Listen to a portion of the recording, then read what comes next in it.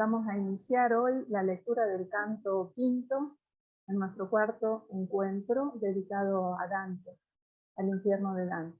Y como solemos hacer en cada encuentro, vamos a iniciar escuchando el canto en italiano para entrar en clima y para familiarizarnos con la temática de este canto.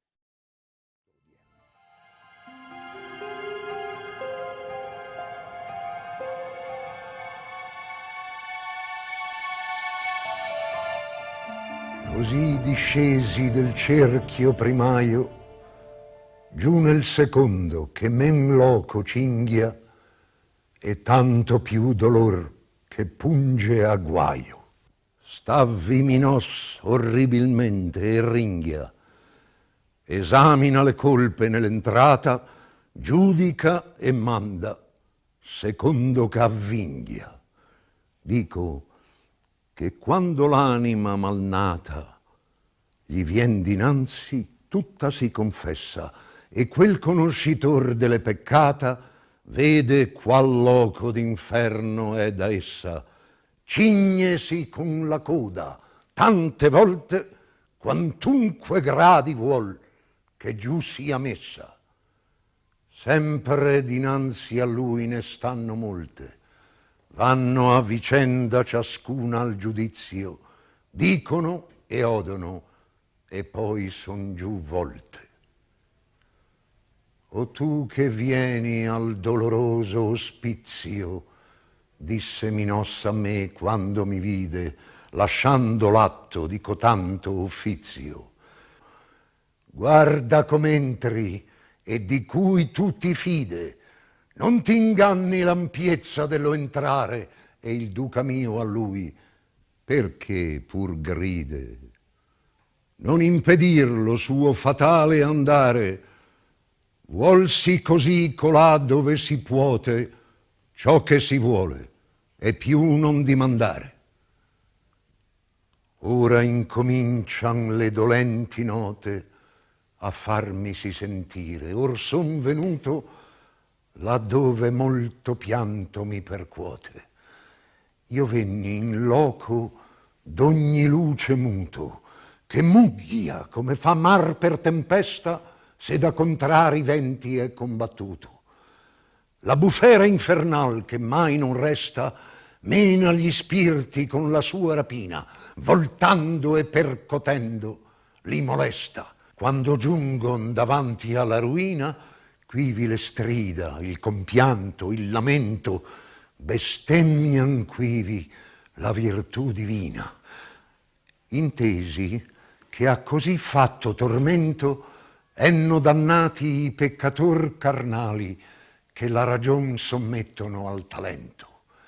E come gli stornei ne portan l'ali nel freddo tempo a schiera larga e piena, così quel fiato gli spiriti mali, di qua, di là, di giù, di su li mena, nulla speranza li conforta mai, nonché di posa ma di minor pena. E come i gru van cantando l'orlai, facendo in aere di sé lunga riga, così vid'io venir traendo guai, ombre portate dalla detta briga, perch'io dissi: maestro, chi son quelle genti che l'aura nera si gastiga? La prima di color di cui novelle tu vuoi saper, mi disse quegli allotta, fu imperatrice di molte favelle. A vizio di lussuria fu sì rotta che libito felicito in sua legge per torre il biasmo in che era condotta. E lei Semiramis, di cui si legge che succedette a Nino e fu sua sposa, tenne la terra che il soldan corregge. L'altra è colei che s'ancise amorosa e ruppe fede al cener di Sicheo, poi è Cleopatras lussuriosa, Elena vedi per cui tanto reo tempo si volse, e vedi il grande Achille che con amore al fine combatteo, vedi Paris, Tristano e più di 1000 ombre mostrommi e nominommi a dito che amor di nostra vita dipartille. Poscia ch'io ebbi il mio dottore udito nomar le donne antiche e i cavalieri, pietà mi giunse e fui quasi smarrito. I cominciai: poeta, volentieri parlerei a quei due che insieme vanno e paion sì al vento esser leggeri. Ed egli a me: vedrai quando saranno più presso a noi, e tu allor li priega per quell'amor che imena, e quei verranno. Sì tosto come il vento a noi li piega, mossi la voce: o anime affannate, venite a noi parlar, s'altri non niega. Quali colombe dal disio chiamate, con l'ali alzate e ferme al dolce nido, vegnon per l'aere dal voler portate, cotali uscir della schiera ove dido, a noi venendo per l'aer maligno, sì forte fu l'affettuoso grido. O animal grazioso e benigno, che visitando vai per l'aer perso, noi che tignemmo il mondo di sanguigno, se fosse amico il re dell'universo, noi pregheremmo lui della tua pace, poi c'hai pietà del nostro mal perverso, di quel che udire e che parlar vi piace, noi udiremo e parleremo a voi, mentre che il vento, come fa, ci tace. Siede la terra dove nata fui, sulla marina dove il Po discende, per aver pace coi seguaci sui. Amor, ch'al cor gentil ratto s'apprende, prese costui della bella persona che mi fu tolta e il modo ancor m'offende. Amor, ch'a nullo amato amar perdona, mi prese del costui piacer sì forte che, come vedi, ancor non m'abbandona. Amor condusse noi ad una morte, Cain attende chi a vita ci spense. Queste parole da lor ci fuor porte. Com'ebbi inteso quell'anime offense, chinai il viso e tanto il tenni basso finché il poeta mi disse: che pense? Quando risposi cominciai: o lasso, quanti dolci pensier, quanto disio menò costoro al doloroso passo. Poi mi rivolsi a loro e parlai io e cominciai: Francesca, i tuoi martiri a lagrimar mi fanno tristo e pio, ma dimmi, al tempo dei dolci sospiri, a che e come concedette amore che conosceste i dubbiosi disiri? E quella a me nessun maggior dolore che ricordarsi del tempo felice nella miseria, e ciò sa il tuo dottore, ma sa conoscer la prima radice del nostro amor. Tu hai cotanto affetto, dirò, come colui che piange e dice. Noi leggiavamo un giorno per diletto di Lancialotto come amor lo strinse, soli eravamo e senza alcun sospetto. Per più fiate gli occhi ci sospinse quella lettura e scolorocci il viso, ma solo un punto fu quel che ci vinse quando leggemmo il disiato riso esser baciato da cotanto amante, questi che mai da me non fia diviso. La bocca mi baciò, tutto tremante. Galeotto fu il libro e chi lo scrisse. Quel giorno più non vi leggemmo avante. Mentre che l'uno spirito questo disse, l'altro piangea sì che di pietade io venni men, così com'io morisse, e caddi come corpo morto cade.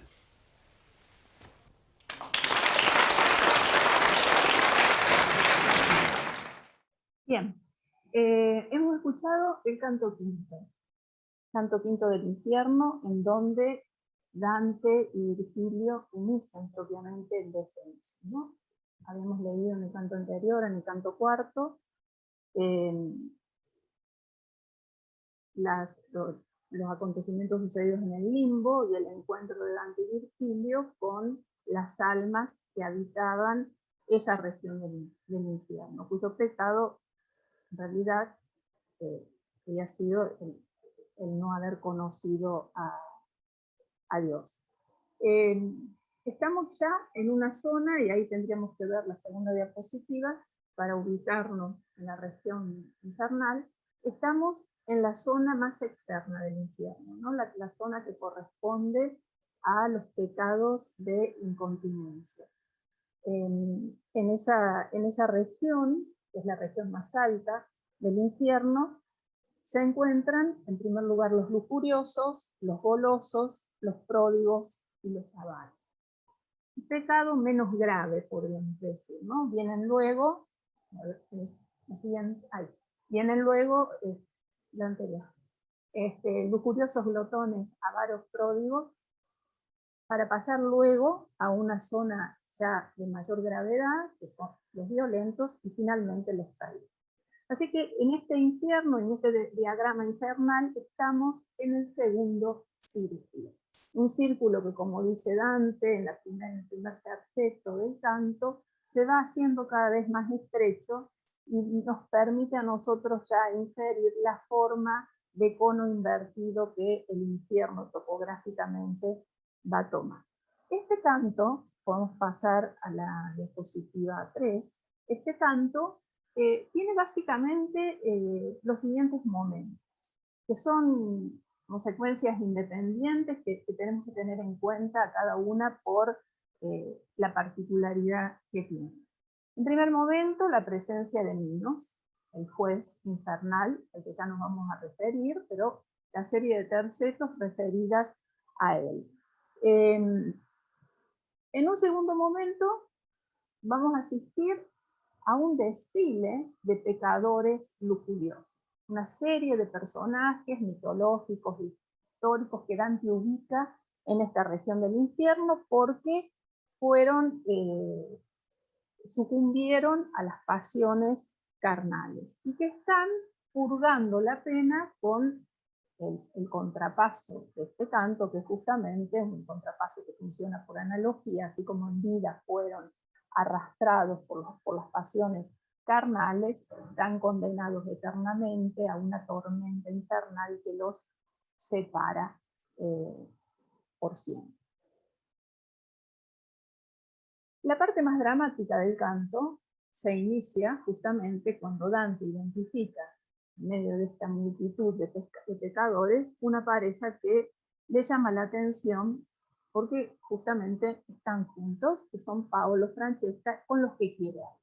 Ese constituye otro momento, el momento más dramático del canto, más importante, es el momento en que Dante tiene la conversación con Francesca. De los dos, quien toma la palabra es Francesca. Y en ese momento, el diálogo con Francesca reconoce dos momentos. Una primera parte y una segunda parte. Ya nos vamos a referir, vamos a analizar cada una de ellas. Y finalmente, la última parte, el desmayo de Dante.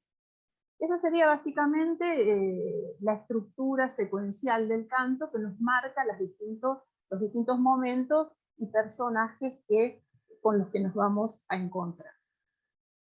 En la diapositiva 4 podemos, yo he hecho estas diapositivas para aquellos que les sigan, pero bueno, darnos una idea de cómo es esta topografía, ¿no? Este paisaje infernal, que se va haciendo cada vez, a medida que se desciende, cada vez más estrecho, cada vez más oscuro, cada vez más ventoso, sobre todo en este círculo. Es un ambiente dramático porque en esta oscuridad, en esta falta de luz, y en este ruido que ocasiona esta tormenta eterna, se oyen los gritos de estos pecadores que son arrastrados por estos vientos. Pero quiero hacer aquí una salvedad, una anotación, o quiero advertir un rasgo que tiene que ver con la topografía infernal de Dante, como en esta región, que todavía es una región, podríamos decir, todavía externa, no es una región profunda, todavía vamos a encontrar una serie de imágenes que aluden a la levedad. Vamos a ver que en este canto hay una serie de comparaciones, de símiles con aves, ¿no? Esa presencia de las aves, los estorninos, las palomas, las grullas, aluden a esta idea de levedad que de alguna manera uno podría vincular con cierta presencia de espiritualidad, por decirlo de alguna forma, que va a ir desapareciendo a medida que descendamos. Las regiones más profundas del infierno van a estar caracterizadas justamente por la pesadez de una materia compacta e inmóvil que justamente representa, según señala De Santis, la presencia plena de la materialidad, ¿no? La ausencia total de todo vestigio espiritual. En la diapositiva 5, esa diapositiva está dedicada a la figura de Minos. Minos es este demonio, una figura muy importante en este canto, ¿no? Dante le dedica una serie de tercetos porque él oficia, siguiente diapositiva, oficia como juez infernal. Es la segunda figura, el segundo demonio que custodia el infierno. Y él está parado ahí en esa entrada, oficiando esta ceremonia de ajusticiamiento. Ante él se detienen las ánimas, las almas confiesan sus pecados, y Minos, representado de una manera grotesca y bastante bizarra, enrosca su cola alrededor del cuerpo y con la cantidad de giros de círculos que su cola da, indica el número de círculo al que el pecador debe descender. Fíjense ustedes cómo con esta operación es como si Minos se travestiera, ¿no? Con este gesto en infierno mismo. Minos es un personaje, ¿no? De la mitología, un juez, mejor dicho, un personaje traído de la tradición clásica, ¿no? Es hijo de Júpiter y de Europa, es un legendario rey sabio y justo de Creta, presente en el Hades de Homero y de Virgilio, pero acá en el infierno de Dante adquiere particularidades que están dadas justamente por este tono grotesco, por este tono bizarro. Si ustedes atienden a los tercetos en los que se lo describe, allí Minos horriblemente ulula, examina las culpas en la entrada y juzga y manda según cómo se enrosca, ¿no? Ulula. Esta figura que grita, que incluso ese rasgo de grotesco y torpe de Minos, amenazador, intimidatorio, lo va a tener en el terceto, en el verso 19, perdón, en el verso 16, cuando le dice a Dante: oh tú que vienes al doliente hospicio, me dijo Minos cuando me hubo visto, suspendiendo la acción de tal empeño. Mira cómo entras y de acá te fías, y bueno, amenazándolo, intimidándolo, ¿no? Y ingresa aquí otra vez el guía, el maestro, que por segunda vez se dirige a la figura demoníaca con una fórmula que le sirve para callarlo y para proseguir el descenso, ¿no? No hay que impedirle su fatal andanza. Tal lo quieren allá donde se puede lo que se quiere, y más no preguntes. Esta fórmula de Virgilio es una fórmula que ya había usado con Caronte, la repite con Minos, una suerte de construcción perifrástica, no puede nombrar a Dios en el infierno, pero le está diciendo algo así, bueno, esto ha sido dispuesto por Dios, así que no vas a ser vos quien impida este descenso. A medida que entonces Minos permite la entrada de los viajeros, este Minos bizarro que se ha transformado en una suerte de oficial burócrata, ¿no? de toda esta burocracia de Satanás, permite el descenso. Dante observa con mayor detalle en los versos entre el 25 y el verso 40, observa la descripción de esa topografía infernal. Una topografía que, como dijimos, está caracterizada por este ambiente oscuro, por este ambiente que carece de luz, que está sometido a vientos eternos, donde se oyen gritos, quejidos, lamentos, donde hay blasfemas, donde incluso se blasfema la virtud divina. Y se da cuenta ahí Dante, lo dice justamente en el verso 37, comprendí qué tormento semejante se les da a los carnales pecadores que la razón someten al deseo. Está justamente ahí señalando el castigo, la ley de contrapaso, que por analogía separa lo que en vida estuvo unido por la fuerza del deseo carnal. En la diapositiva número 8, que no sé si estamos siguiendo exactamente el orden, pero corresponde ya a la secuencia en la que Dante se encuentra con este desfile de personajes, ¿no? Esta secuencia comienza como con una comparación y como los estorninos van de vuelo en el tiempo invernal, en gran bandada, así esta racha de todos los malignos, aquí, allí, abajo, arriba, empuja. Ya ninguna esperanza los conforta, no de reposo más de menor fe. Fíjense que en estos dos tercetos está describiendo concretamente la situación de las almas que arremolinadas están sometidas a esta tormenta eterna, infernal, que las lleva de un lado a otro y que no les da sosiego. Es interesante acá señalar la presencia de la comparación con los estorninos, ¿no? Porque, como les decía, hay que prestar atención en estas figuras que aluden a cierta levedad que a medida que se desciendan van a ir desapareciendo. Y luego, y cual las grullas cantan su lamento, trazando sobre el aire larga línea, así vi yo venir dando sus quejas, y comienza aquí esta enumeración, ¿no? Dante pregunta a Virgilio por las almas, y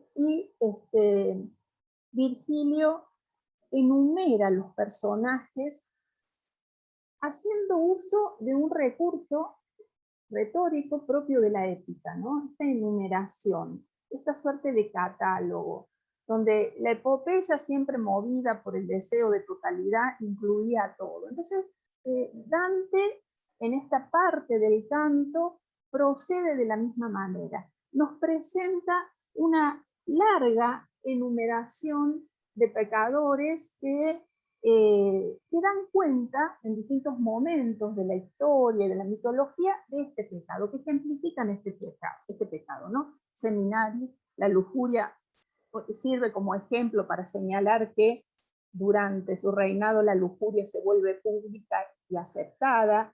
la referencia a Dido, que está más adelante, pero Dido como creación virgiliana, de la Eneida, un poema de amor también, la presencia de Cleopatra, lujuriosa, en el verso 62, luego la referencia a Helena de Troya, que generó la guerra, y a Tristán e Isolda, estos personajes ya un tanto más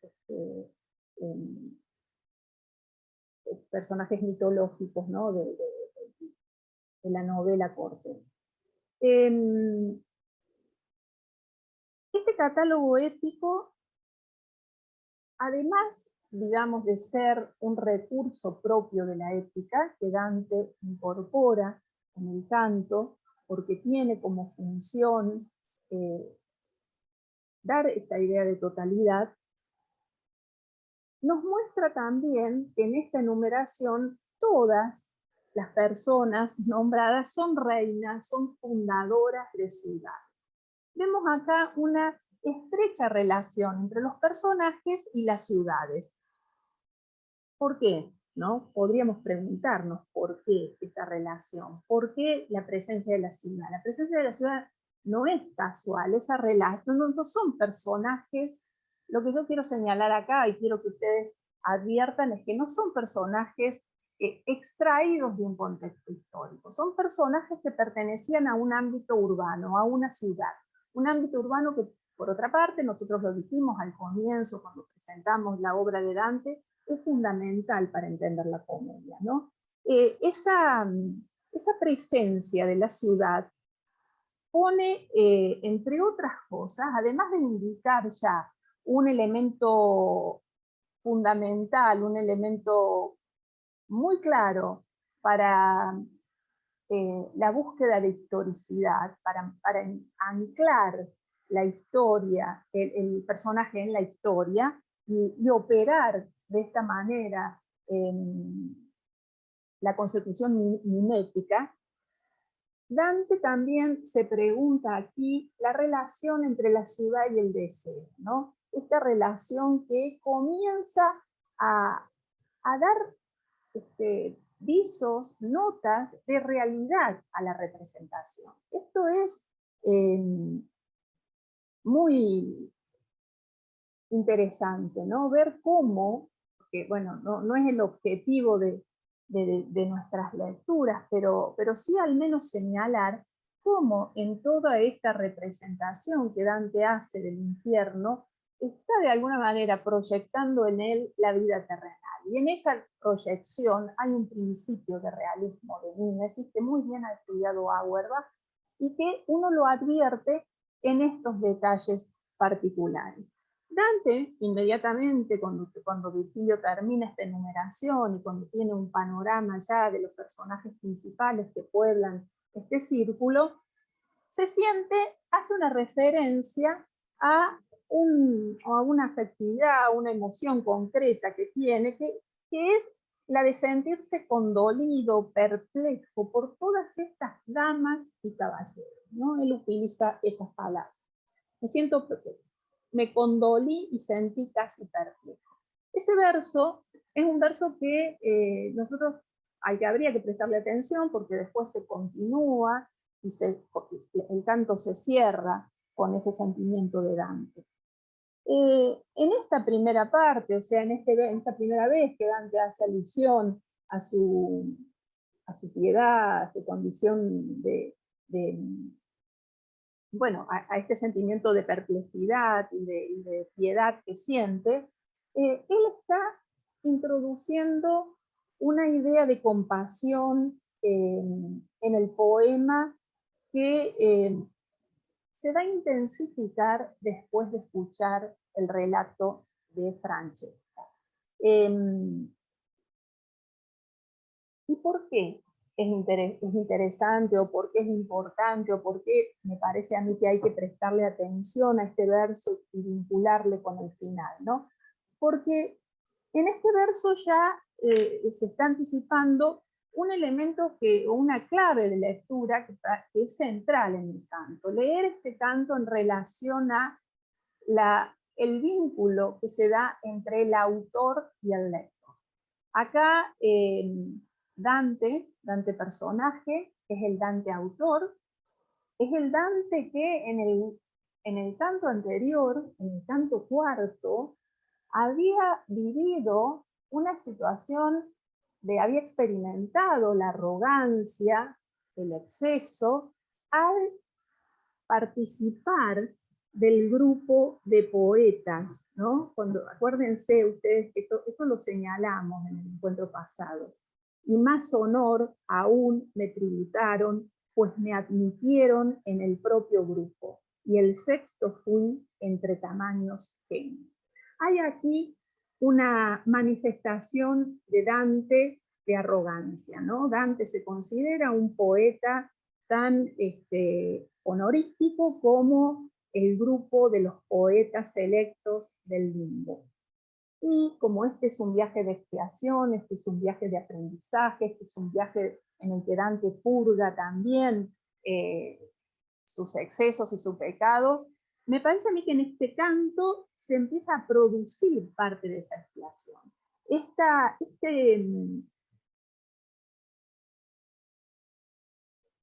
Esta situación que siente Dante aquí, esta idea de sentir piedad, esta perplejidad, condolerse por el pecado del otro, tiene que ver, en parte, seguramente, por el sufrimiento eterno de las almas pecadoras, pero tiene que ver también con él mismo, ¿no? Con lo que él como autor es capaz de generar en alguien como Francesca, que la vamos a caracterizar sobre todo como una lectora.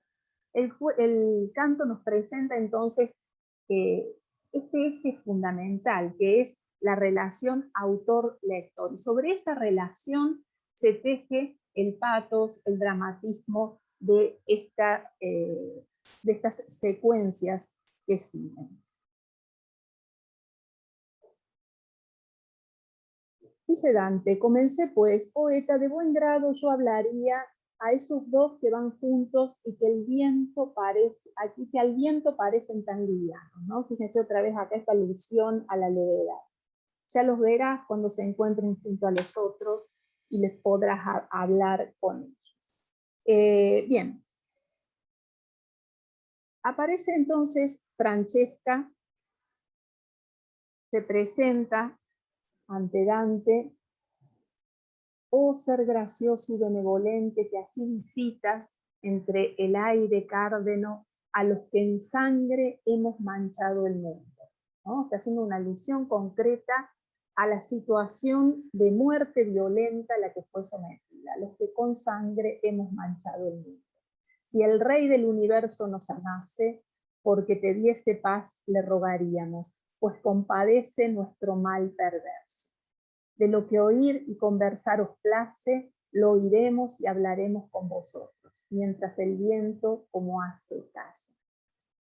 El relato de Francesca continúa con un señalamiento que es también muy importante y que hace a los procedimientos retóricos que Dante utiliza para fundar su mímesis, para fundar su efecto de realidad.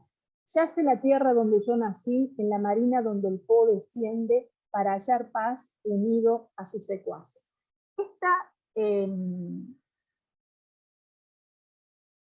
Este dato que Francesca ofrece en este terceto, ¿no? Un dato que tiene que ver con su condición histórica, una condición que marca su pertenencia a un lugar geográfico. Lo mismo había hecho Virgilio ya en el canto primero, ¿no? Reconocerse en una tierra, reconocerse en una región, ser parte de esa región. Esto, como les decía recién, es un efecto retórico que tiene por función, entre otras cosas, empezar a modelar estilísticamente el realismo figural que Dante logra en su texto, ¿no? Ese realismo figural que tanto analizó Auerbach y del que tanto habló a lo largo de toda su vida a partir de la obra de Dante, porque uno lo va viendo en esto, ¿no? Un personaje histórico, Francesca de Rimini, personaje histórico, la hija del señor de Ravenna, en el Cuido da Polenta, que después de 1275, y en una boda convenida, se casa con Gianciotto Malatesta. Cuando ella en realidad creía que se iba a casar con el hermano, se termina casando con Gianciotto, un personaje contrahecho, ¿no? Un hombre que no respondía al ideal de belleza que ella había imaginado. Y ambos, Paolo, o sea, el cuñado agraciado de Francesca y Francesca, descubiertos en una situación de adulterio, son asesinados por Gianciotto. Este matrimonio, que había sido un matrimonio de conveniencia política para asegurar la paz, terminó luego en un suceso de crónica negra, con este asesinato a causa de un triángulo amoroso. No se sabe muy bien, los cronistas en esto no coinciden, saber si Gianciotto los mató porque en realidad quería llevar adelante un nuevo matrimonio para lograr una nueva estrategia de paz, o si verdaderamente la pasión y el crimen pasional pudo más. Lo cierto es que a nosotros tanto la historia real no nos interesa, acá lo que nos interesa es cómo Dante ha construido literariamente a ese personaje. Y acá sí necesito ir a la diapositiva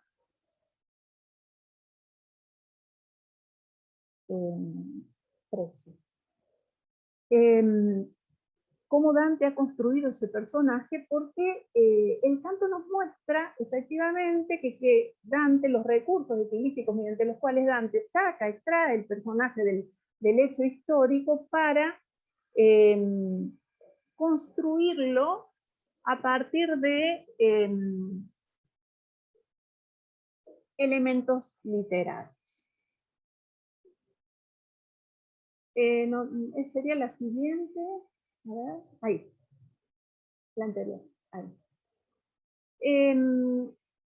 Francesca se dirige, después de hacer esta referencia geográfica y de precisar históricamente el lugar del cual proviene, le dice a Dante, y escuchen porque estos son los tercetos más importantes del canto: amor que en gentil pecho pronto prende, a este lo prendió del cuerpo hermoso, que quitaronme en forma que aún me ofende.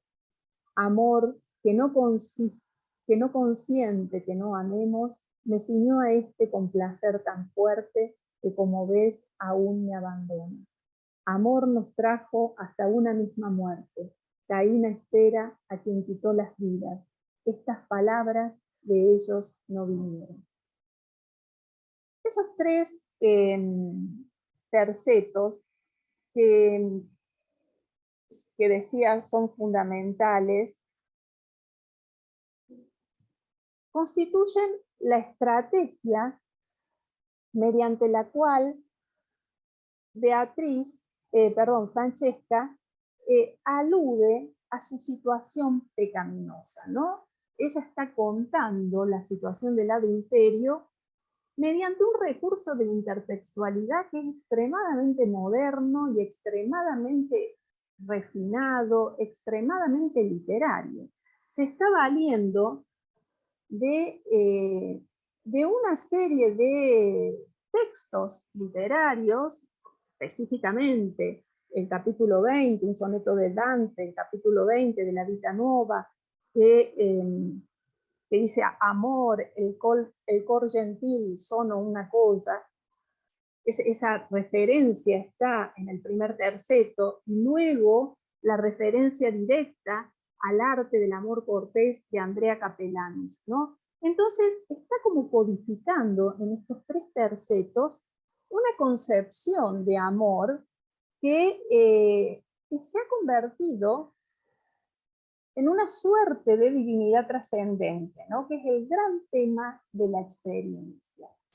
Francesca está mostrando aquí justamente cuál fue el gran afecto, la gran emoción que marcó su experiencia, la experiencia del amor. Un amor al que no se pudo sustraer, al que no se pudo resistir, y el uso de estos tercetos cumple como una doble función.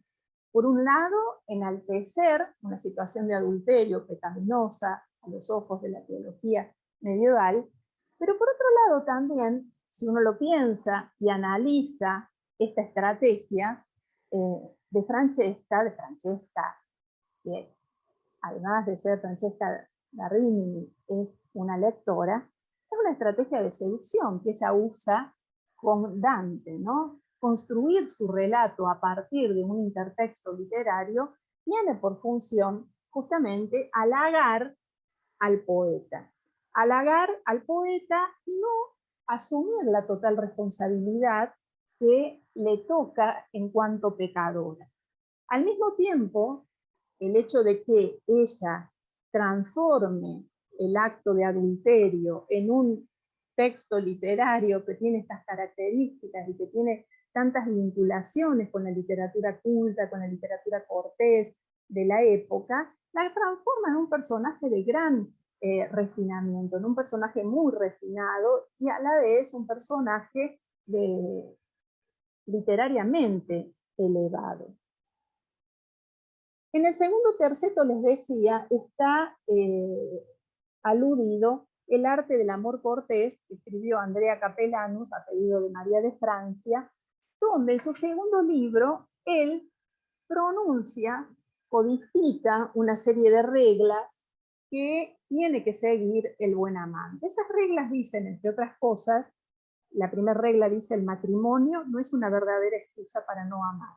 O sea que en este relato, en estos tercetos de Francesca, el adulterio está justificado en el código del amor cortés, ¿no? El que no es celoso no puede amar, nadie puede estar atado, son 30 las reglas, no las voy a leer todas, pero voy a leer solamente algunas para que ustedes vean la necesidad de haber regulado una experiencia a la que nadie se puede sustraer, tal vez que sea la experiencia más perturbadora del hombre, que es la experiencia del amor. Nadie puede estar atado por un doble amor. Es bien sabido que el amor siempre aumenta o disminuye.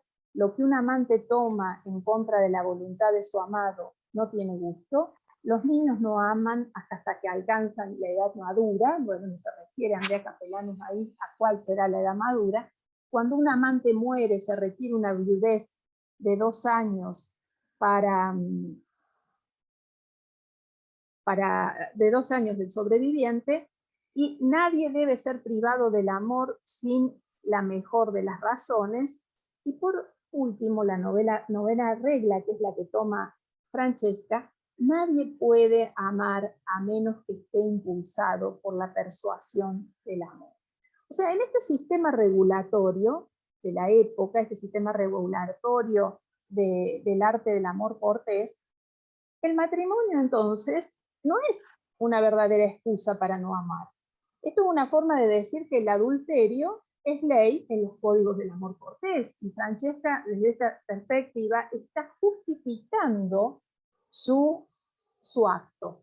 Está justificando su acto, no está reconociendo la responsabilidad que le toca. En este sentido, esta experiencia disruptiva, transgresora, perturbadora, que es el amor, que ha necesitado ser formalizada en una serie de reglas para que el amante pudiera cumplirlas, está aquí presentado de una forma persuasiva, a la manera de una coartada, ¿no? Para Francesca cuenta así su historia de Dante. Entonces, y Dante de hecho se conmueve ante el relato de Francesca, pero no tanto por la situación de Francesca, como dice Borges. Borges dice, bueno, tal vez la situación de Francesca lo hace pensar en su propia aceptación con Beatrice, sino también porque Dante está pensando en lo que su propia literatura, la literatura anterior, la Vita Nuova, la Erine Petrose, han generado o han podido generar en los lectores. Esto es en realidad lo que a Dante está perturbando y lo está conmoviendo y lo está haciendo sentir mal. El hecho de haber producido él como escritor de literatura cortés efectos adversos en una lectora. Claro, esto es lo que no previó Dante. Dante no previó en un tipo de lectora como es Francesca, una lectora ingenua, una lectora que no ha podido poner una distancia interpretativa entre lo que lee y ha sentido de pronto formar parte de esa corte de reyes y reinas y sentirse parte y protagonista, y por eso autorizada a actuar como actuó. Dante nos muestra a Francesca entonces como una pecadora que le faltó la cualidad para renunciar al pecado. En ese sentido es ciega respecto a su propia situación.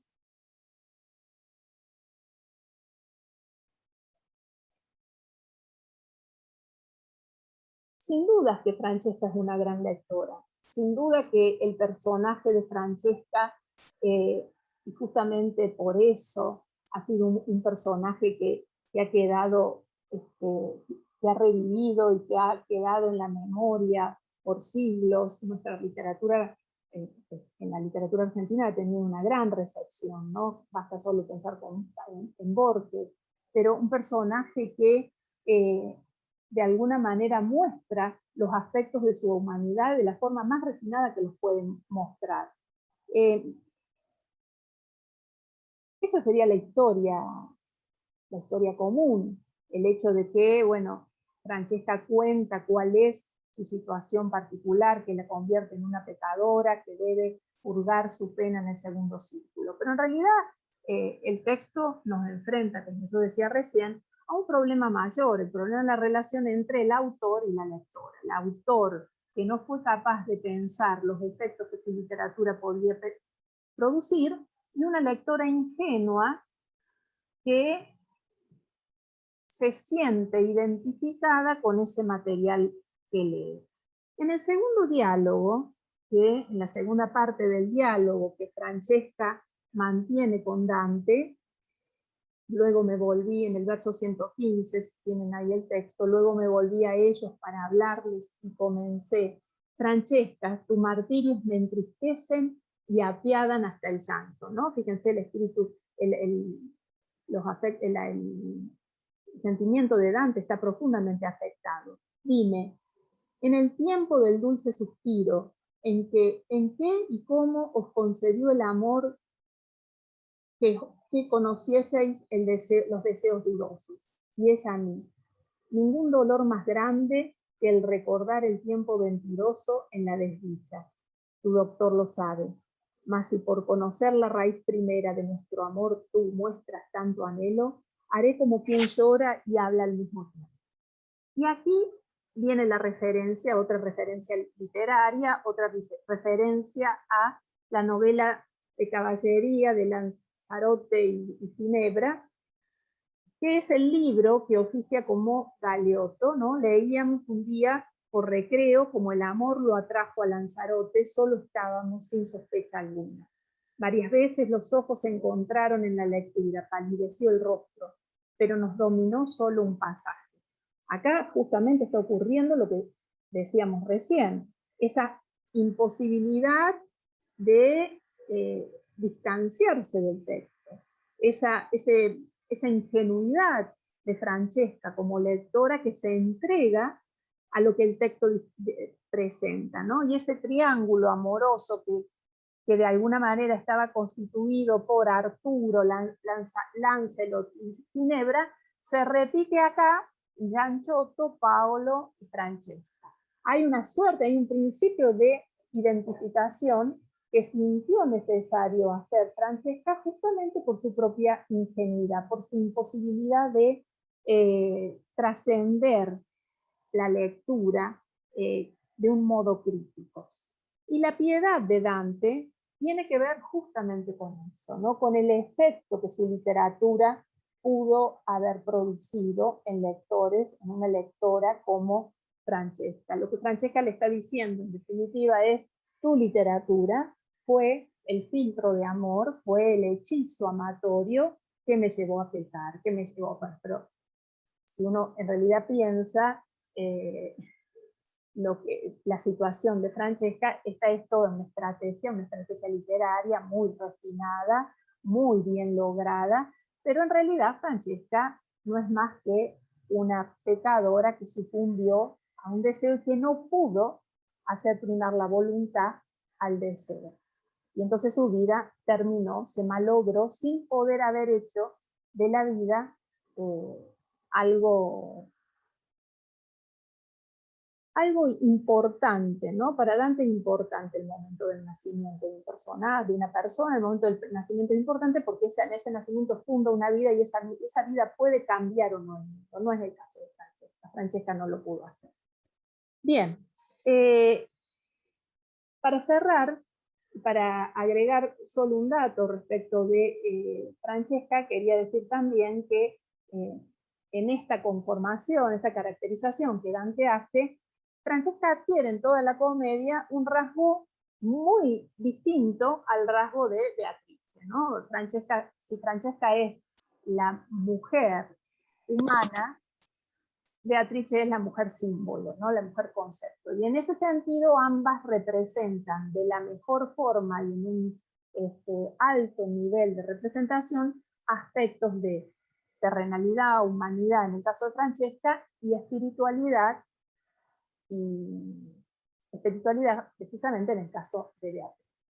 Por eso también la pregnancia que Francesca tuvo en toda la cultura occidental posterior. Bien, yo terminé mi comentario, pero podemos ahora, si ustedes quieren, si alguien quiere comentar o hacer preguntas, nos pueden decir o anotar en el chat y podemos dedicar unos minutos al intercambio. ¿Es solamente por chat o pueden ser orales? Bueno, ahí tenés el micrófono habilitado, así que podés aprovechar. Sí, un comentario, no sé, ¿se me escucha bien? Sí, perfecto. Sí, yo me quedé pensando en esta palabra que vos utilizaste, que es levedad, ¿no? O sea, yo pensaba en la sutileza y la levedad de Dante para caracterizar a los personajes. Eh, Me llamaba sobre todo la atención la forma que él tiene de describir a Francesca y Paolo dentro de ese remolino infernal. Ellos son, según Dante, almas más ligeras al viento, ¿no? Son almas más ligeras que las almas de Aquiles, Helena, Dido. Y yo pensaba quizás esa ligereza se deba no solo a que son, entre comillas, personajes menos ilustres, es decir, que tienen menos peso bibliográfico, por así decirlo. O sea, Francesca y Paolo son personajes más cercanos a Dante, es decir, no son personajes legendarios. Pero por otro lado también pensaba son almas quizás más ligeras en el sentido de que no cargan con una culpa que los hunda, ¿no? O sea, yo pensaba en todo esto que vos decías, en definitiva creo Francesca no se arrepiente de su pecado. Su relación con Paolo no es una relación culposa, ella reivindica su relación cuando dice un placer que nunca me abandona, ¿no? Y eso lo refuerza cuando agrega no hay mayor dolor que recordar la dicha en tiempo de desgracia. Entonces, ella no se arrepiente, el amor pervive de alguna manera más allá de la vida, y yo creo que esa pervivencia es lo que, de algún modo, o una de las posibilidades, es lo que conmociona a Dante, ¿no? Esa pervivencia que quizás él no puede materializar con Beatriz, porque si bien él entiende que las almas en el círculo de los lujuriosos merecen ese tormento, él se compadece de todos modos. Él dice, vos esto creo que lo citaste, al oír sus agravios, digamos, o sea, Dante inclina el rostro, Virgilio le pregunta en qué está pensando y él le dice, ay de mí, cuánto deseo y dulce pensamiento trajo aquí a estas almas, ¿no? Entonces, de algún modo él está pensando en sí mismo y en Beatriz, ¿no? Está trazando quizás una correspondencia entre la relación de Francesca y Paolo, ¿no? Entonces, digo, haciendo este comentario, me parece hay una individualidad muy bien entretejida en el texto, en tanto Dante interviene, ¿no? Él interviene en la trama, no es un mero espectador, y esa autonomía de Dante marca ya una sensibilidad que es ajena a la época medieval, ¿no? Me parece, la comedia supera, de algún modo, esa función alegórica que se le reconoce, que sin duda la tiene, pero me parece que la supera, que va más allá, y como dice Borges, no se trata de un catálogo de figuras chatas, ¿no? Sino de personajes que interactúan y que en ese intercambio, digamos, en esa interacción, es donde Dante, como individuo, como personaje individuado, experimenta transformaciones, experimenta modulaciones, y eso es algo totalmente novedoso para la literatura del siglo XIV. No solo para la italiana, sino en general. O sea, hay un cultivo de la interioridad que se refuerza en este canto, mostrando eso que vos dijiste, ese placer intelectual, carnal, de Francesca y Paolo, que es un placer que va de la mano el uno con el otro. O sea, en tanto el acto de lectura los conduce a la perdición carnal. Entonces, eh, acá viene la pregunta, que es si se podría pensar a la comedia como precursora en la invención de lo que va a ser el futuro personaje del género novelesco.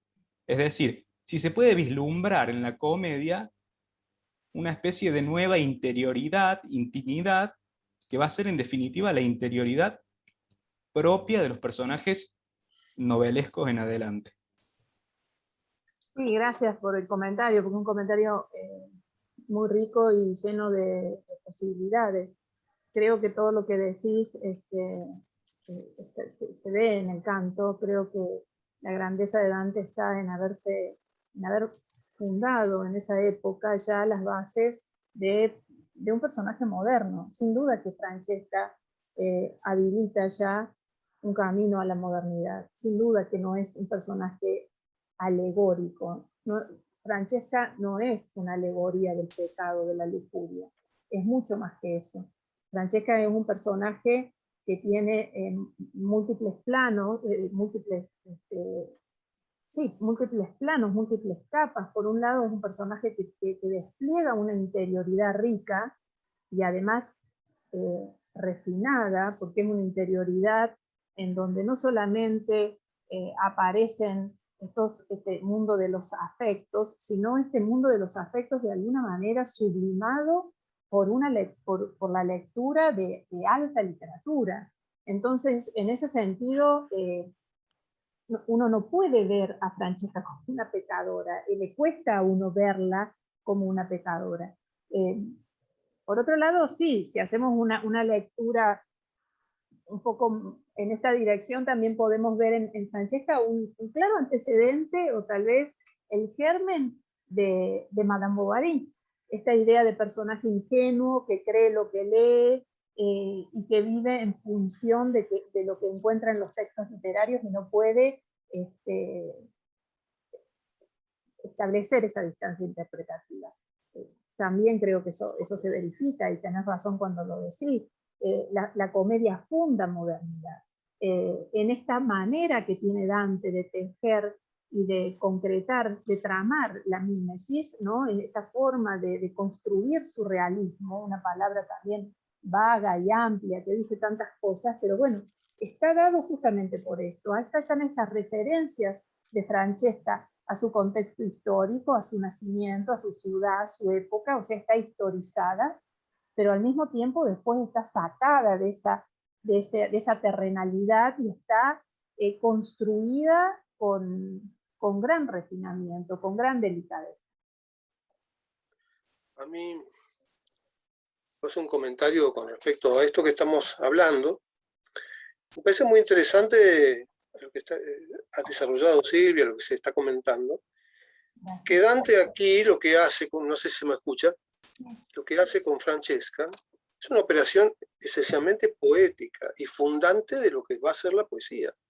Él está transformando a Francesca en un personaje que atraviesa toda la poesía, más que la literatura, y es una voz contemporánea, porque más allá de los análisis que podamos hacer, si vamos estrictamente a la poesía que está escribiendo, a los tercetos que está escribiendo Dante, y a la voz que le da, primero Dante cede la voz a Francesca, y Francesca muy claramente dice, del que nunca me voy a apartar, su boca me baciò tutto tremante. O sea, ella lo dice, primero dice, lo que hice, lo volvería a hacer, me estoy quemando, o sea, por los vientos, en el círculo de fuego donde ustedes quieran, lo volvería a hacer, no me voy a apartar más, e inmediatamente, con su boca mi baciò tutto tremante, ahí está toda la sensualidad y la intensidad con que ella está transmitiendo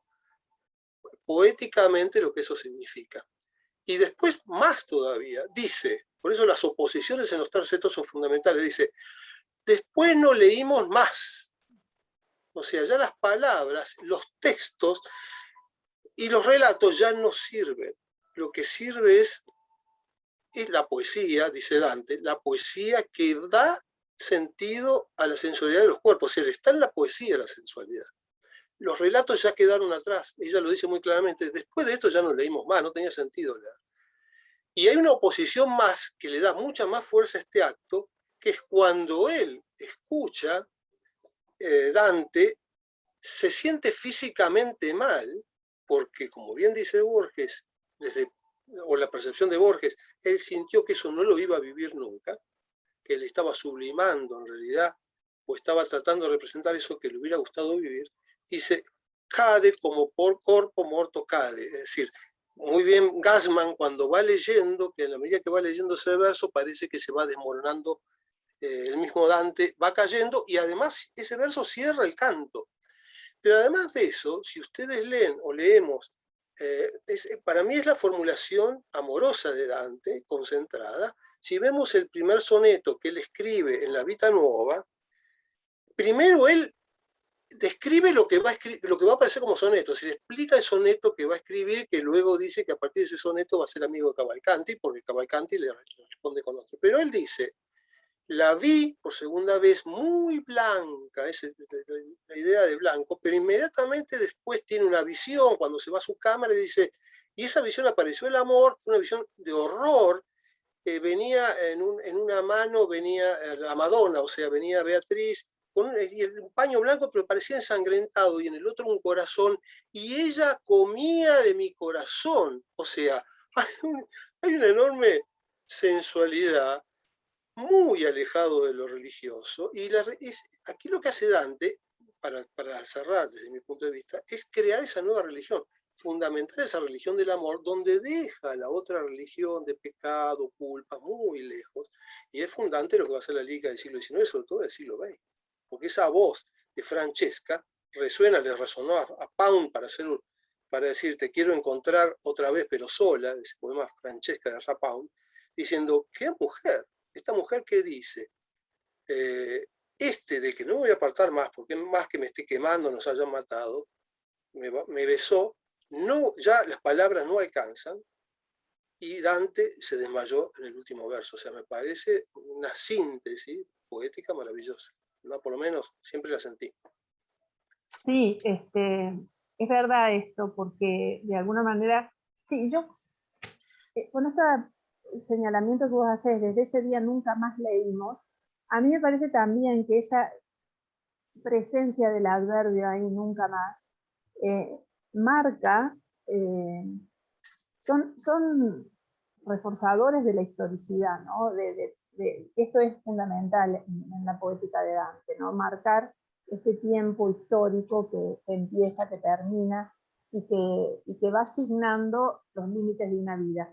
Pero con respecto a tu reflexión, a mí me parece atinente, apropiada, porque bueno, la poesía italiana, como tal vez ninguna otra, muestra en sus orígenes, en su génesis, una relación, esto no lo digo yo, lo dice Sorrosa, pero una relación altamente productiva entre el eros y la lengua. O sea, es capaz de construir una poesía amorosa como ninguna otra literatura europea del momento. Y eso uno lo puede ver en una obra como la Divina Comedia, que por más que sea un viaje al más allá, está poniendo en juego estos nuevos códigos que, por otro lado, son códigos laicos de alguien que vivió la experiencia humana en el ámbito comunal. Entonces, eso también era importante considerarlo, no lo habíamos dicho al principio como premisa orientadora de la interpretación de los cantos.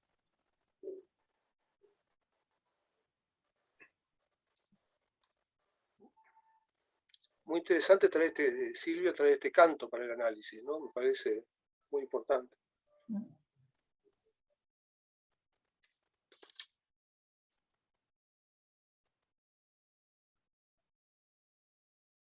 Acá se me congeló todo. Ah, bueno.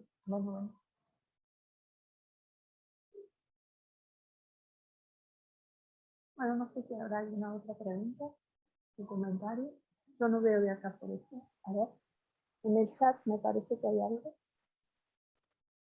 Ah, sí, quizás sea porque Dante sabía que ese matrimonio había sido celebrado por poder, esto lo dice Ani Gallego, y sin amor.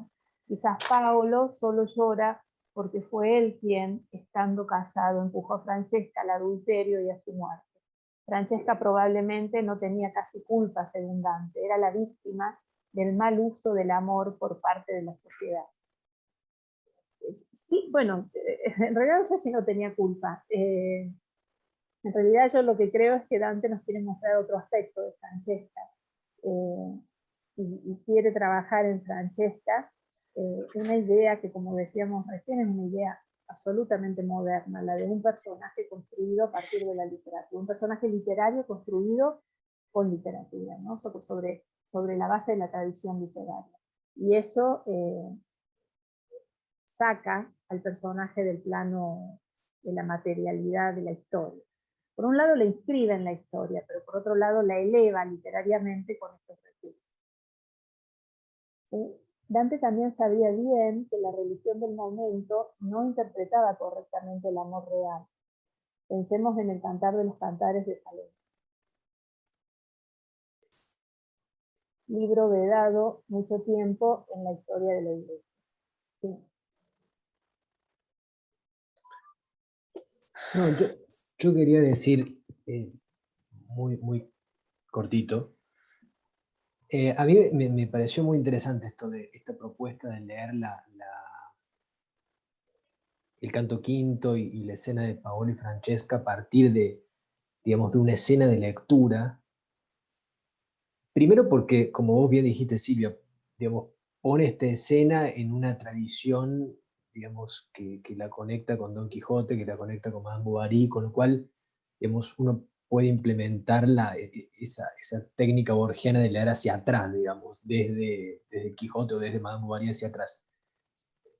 Pero también porque hace hincapié en la idea de la lujuriosidad en la misma lectura, ¿no? Es decir, me parece que hasta uno podría interpretar el círculo de los lujuriosos más allá de a partir del amor apasionado entre Paolo y Francesca, también identificar allí una lujuria en la forma en la que se lee, ¿no?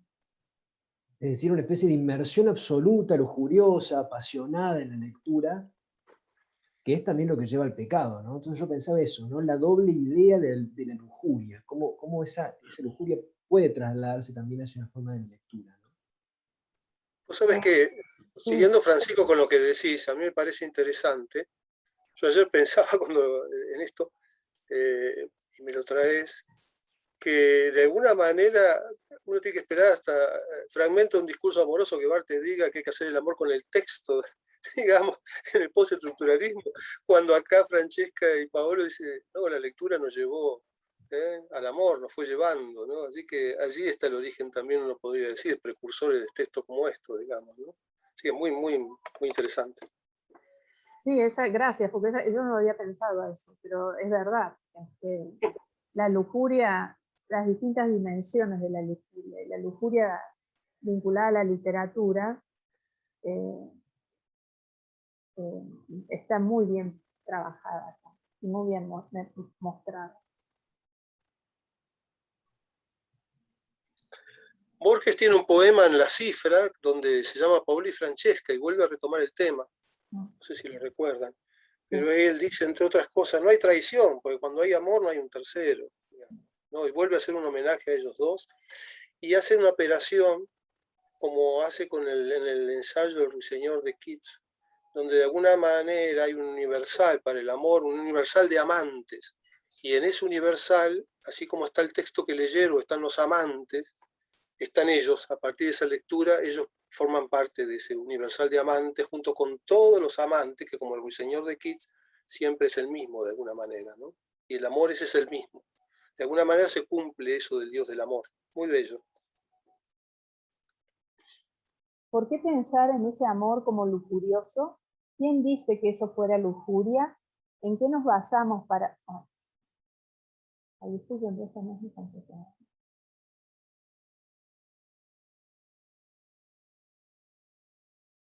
Quizás sea porque Dante sabía que ese matrimonio había sido celebrado por poder, sin amor. Esto ya lo leímos, ¿no? Por ahí se le puede dar la palabra a Ani, porque también es un comentario un poco largo y...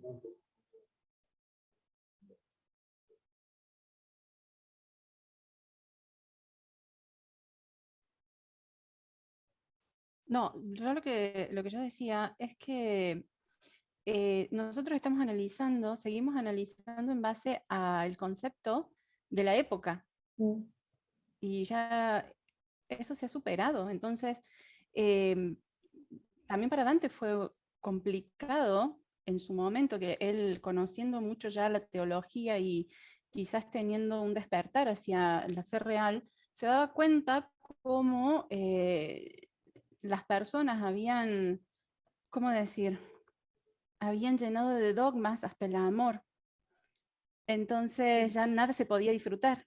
Y nosotros seguimos analizando esto que para él era una controversia. Si para él era una controversia, ¿por qué nosotros tratar de decirle Dante, pero está bien como la gente lo pensaba en ese momento? No, no sé si me explico.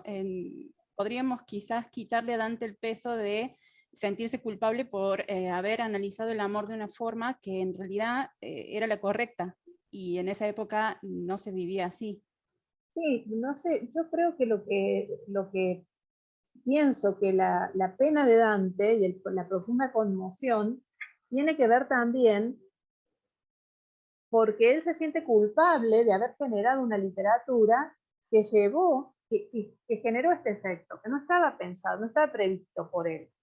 Esa es una hipótesis de lectura que también uno puede pensar, ¿no? Y que, bueno, encontrarse con una lectora que reaccionó de esta manera ante un texto que él escribió,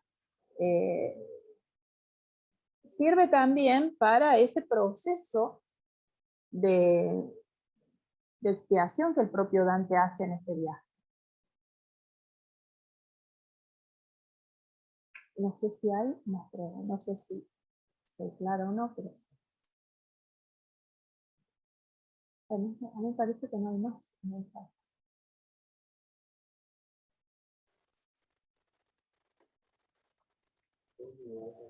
¿Estamos? ¿Cómo? Ah, exacto, Fernando. Bien.